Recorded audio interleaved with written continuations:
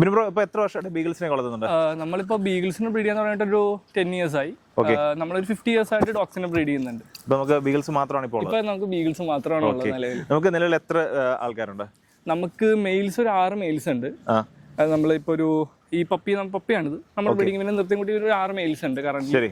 പിന്നെ നമുക്ക് ഫീമെയിൽസ് ഒരു 8 ഫീമെയിൽസും ഉണ്ട്. ഓക്കെ.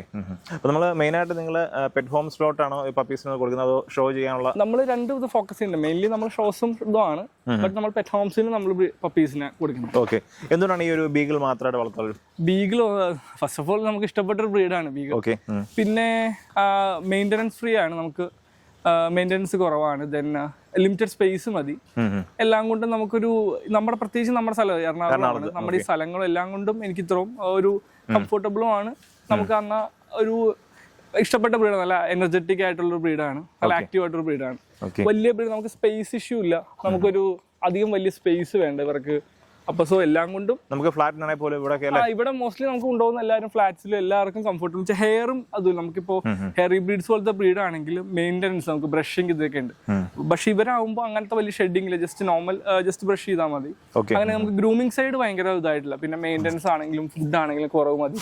ഈവൻ സ്പേസ് നമുക്ക് അധികം വേണ്ട. എപ്പോഴും കളിച്ചോണ്ടിരിക്കും, എപ്പോഴും കണ്ടില്ല, ആക്റ്റീവ് ആയിട്ട് കളിച്ചോണ്ടിരിക്കും. എത്ര മാസമായതാ ഇത്? 5 months. 5 months ആയിട്ടുള്ള. അതിന്റെ ലൈൻസ് ഏതാ വരുന്നത്? ഇതിപ്പോ നമ്മുടെ ബ്രാവോ എന്ന് പറഞ്ഞ മെയിലുണ്ട്, അമേരിക്കൻ ഇമ്പോർട്ട് ആണ്, അമേരിക്കൻ ഗ്രാൻഡ് ചാമ്പ്യൻ ആണ്, നമ്മുടെ ഓൺ ബ്രീഡിംഗ് ആണ്. ബ്രാവോ എന്ന് പറഞ്ഞതാണ് ഫാദർ. മദർ വരുന്നത് ഫ്ലൈ എന്ന് പറഞ്ഞ ഫീമെയിൽ ആണ്.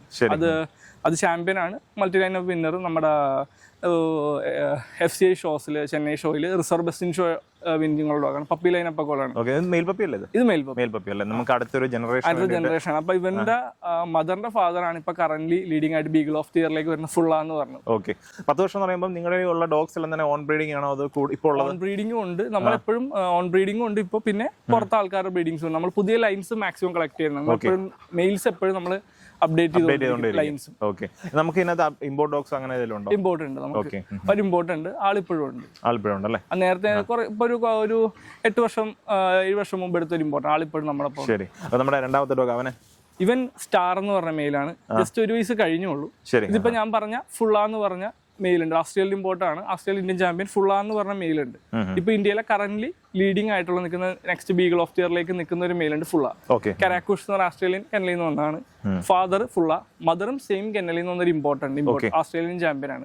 ഇതിന്റെ ഫാദറും മദറും വരുന്നത് ഇമ്പോർട്ടാണ്, ഓസ്ട്രേലിയൻ ഇമ്പോർട്ടാണ്, ഓസ്ട്രേലിയൻ ഇന്ത്യൻ ചാമ്പ്യൻസ് ആണ് പാരന്റ്സ്. നമ്മൾ അധികം ഇല്ലാത്ത ലൈൻസ് ആണ് ഇപ്പോൾ നമ്മുടെ എല്ലാം തന്നെ ട്രൈ കളർ വരുന്നതാണ്. എല്ലാം ട്രൈ കളേഴ്സ് ആണ് നമ്മുടെ ഇരിക്കുന്ന ഡോഗ്സ്.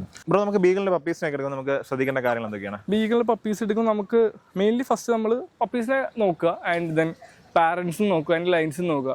ഇപ്പൊ മേജർ ആയിട്ട് പപ്പീസിനെ വാക്കിങ് നമ്മൾ ഇതൊക്കെ നോക്കുക, എന്തെങ്കിലും കുഴപ്പങ്ങളുണ്ടോ. നമുക്ക് നോർമലി പപ്പീസിനെ എടുക്കണ പോലെ ഇത്. പിന്നെ നമ്മളൊരു ഷോ ലെവലിലേക്ക് പോകുമ്പോൾ ഡീറ്റെയിൽഡ് ആയിട്ട് നോക്കാൻ കുറേ കാര്യങ്ങളുണ്ട്. Top line, under line, bite, ear set, അങ്ങനെ നോക്കുവാണെങ്കിൽ നമുക്ക് കുറെ കാര്യങ്ങളുണ്ട്. അത് നമുക്ക് എല്ലാ പാർട്സും ചെക്ക് ചെയ്യേണ്ട പോലത്തെ അങ്ങനെ എടുക്കേണ്ട. നമുക്ക് ഇതിന്റെ ടോപ്പ് ലൈൻസ് ഇതാണോ, അണ്ടർ ലൈൻ കറക്റ്റ് ആണോ, ടെയിൽ സെറ്റിന്റെ സ്റ്റാർട്ടിങ്, ലോ ടെയിൽ സെറ്റ് ആണോ, ഇയേഴ്സ്, അങ്ങനെ ബൈറ്റ്, ടീത്ത്, അങ്ങനെ നോക്കുവാണെങ്കിൽ നമുക്കൊരു ഒത്തിരി ഫുൾ ബോഡി നമുക്ക് പഠിക്കേണ്ടി വരും. അത് നമുക്ക് പെട്ടെന്ന് അങ്ങനെ എടുക്കാൻ പറ്റില്ല, നമുക്ക് സമയം എടുത്തതുള്ള. നമ്മൾ ഇപ്പോഴും ലേറ്റസ്റ്റ് മെയിൽ വരുമ്പോൾ അതിൽ പോയി മീറ്റിംഗ്സ് എടുക്കും. ഇപ്പൊ ഇന്ത്യയിൽ എവിടെ മെയിൽ വന്നാലും പിന്നെ നമുക്ക് എടുക്കാൻ പറ്റും, നമ്മൾ അതിന്റെ ലൈൻസ് നമ്മൾ കളക്ട് ചെയ്യും എപ്പോഴും. പിന്നെ മെയിൽസ് ആണെങ്കിലും നമ്മുടെ കയ്യിൽ മെയിൽസ് ഇപ്പോൾ ഉള്ളത് എല്ലാം പുതിയ പുതിയ ലൈൻസ് ആണ്, നമ്മളിപ്പോ എപ്പോഴും അപ്ഡേറ്റ് ചെയ്തുകൊണ്ടിരിക്കും. അല്ലല്ല, നമ്മളെപ്പോഴും നമുക്കിവിടെ അറിയാലോ എന്തായാലും ആൾക്കാർക്ക് ഉള്ള ലൈൻസ് അല്ല, ഡിഫറെന്റ് വരുമ്പോഴാണല്ലോ താല്പര്യം. നമ്മൾ പുറത്തു പോയി നമ്മൾ ഇപ്പൊ ലിറ്റേഴ്സും എടുക്കും ഡിഫറെന്റ് പുതിയ മെയിൽസിൽ നിന്നും. നമുക്ക് പറ്റാൻ നമ്മൾ കളക്ട് ചെയ്ത ലൈൻസ് എല്ലാം കീപ്പ് ചെയ്യും മാക്സിമം. നമുക്ക് നിലവിൽ ഇപ്പം ഈ ലിറ്റർ അല്ലാതെ വേറെ ഏതൊക്കെ ലിറ്റർ? നമുക്ക് അടുത്തത് നമ്മുടെ ക്രോക്സ് എന്ന് പറഞ്ഞ വേറെ മെയിൽ ഉണ്ട്, അതിന്റെ ഒരു ലിറ്റർ ഉണ്ട്. ദെൻ വേറെ ഞാൻ നേരത്തെ കാണിച്ചൊരു പപ്പി 5 മാസം ബ്രാവോന്റെ, അതിന്റെ ലിറ്റേഴ്സിലും നമുക്ക് പപ്പീസ് ഉണ്ട്. പിന്നെ അതൊക്കെ എത്ര ദിവസമായതാണ്? അതൊക്കെ ഒരെണ്ണം ജസ്റ്റ് നമുക്കൊരു 30 days ഒക്കെ ആയിട്ടുള്ളൂ, അതുകൊണ്ട് നമ്മളിപ്പോ കാണിക്കാതെ. പിന്നെ ലിറ്റേഴ്സ് നമുക്കൊരു 4 months ആയ ലിറ്റേഴ്സ് ഒക്കെ ഉണ്ട്. പിന്നെ ബാക്കി ഇനി നെക്സ്റ്റ് മന്തിലൊക്കെ ലിറ്റേഴ്സ് വേറെയും വരുന്നുണ്ട്. നമുക്ക് എല്ലാ മാസവും കണ്ടിന്യൂസ് ആയിട്ട് ഫീമെയിൽ ഉണ്ട്, നമുക്ക് അത്രയും ഫീമെയിൽസ് ഉണ്ട്. എത്ര ദിവസം? ഇതിപ്പോ 45 days ആയി, ഫസ്റ്റ് വാക്സിനേഷൻ കഴിഞ്ഞ പപ്പീസ് ആണ്. ഇതെല്ലാം 1 ലിറ്റർ ഉള്ള പപ്പിയാണ്. നമുക്ക് ആ ലിറ്റേഴ്സിൽ 8 പപ്പി ഉണ്ടായിരുന്നു. നേരത്തെ കാണിച്ച ബ്രാൻഡ് എന്ന് പറഞ്ഞ മെയിൽ അവന്റെ ലിറ്റർ ആണ്. മദർ വരുന്നത് റഷ്യൻ ഇമ്പോർട്ട് റൂഡി എന്ന് പറഞ്ഞ മെയിലുണ്ട്, അതിന്റെ ഡോട്ടറാണ്. പതലയും വരുന്നത്. ഓക്കെ, നമ്മൾ നോർമലായിട്ട് ബീഗൽ പപ്പീസിനൊക്കെ നമ്മൾ കസ്റ്റമേഴ്സിൽ നമുക്ക് ആവശ്യക്കാർക്ക് കൊടുക്കുന്ന എത്ര ദിവസം കഴിയുമ്പോഴാണ്? നമ്മൾ 45 ഡേയ്സ് ഒക്കെ കഴിഞ്ഞ് വാക്സിനേഷൻ എല്ലാം കഴിഞ്ഞിട്ട് കൊടുക്കും. ഫസ്റ്റ് വാക്സിനേഷൻ എല്ലാം കഴിഞ്ഞിട്ട് നമ്മൾ കൊടുക്കാം. ഓക്കെ. നമ്മുടെ കെന്നലിലെ അടുത്ത 2 മെയിൽസിലെ ഒരാളാണിത്. ഇത് ജാദു എന്നാണ് ആളുടെ പേര്. ആള് ചാമ്പ്യൻ ആണ്. ആള് അത്യാവശ്യം കുറെ ലൈനപ്സ് ഒക്കെ വിന്നിങ് ഉള്ള മെയിലാണ്. സ്റ്റിൽ ഇപ്പോഴും ഷോ ചെയ്യുമ്പോഴും വിന്നിങ്, ലാസ്റ്റ് സ്പെഷ്യാലിറ്റിയിൽ 4th best in show winning ഉണ്ടായി. കൊച്ചി ഷോയിലും BOB ഒക്കെ ഇപ്പോഴും സ്റ്റിൽ വിന്നിങ്സിൽ വരുന്നൊരു മെയിലാണ്. ഓക്കെ. അത്യാവശ്യം ഒരു 6 ലൈനപ്സും അതിൽ കൂടുതൽ BOBs ഒക്കെ വിന്നിങ് ഉള്ളൊരു മെയിലാണ്.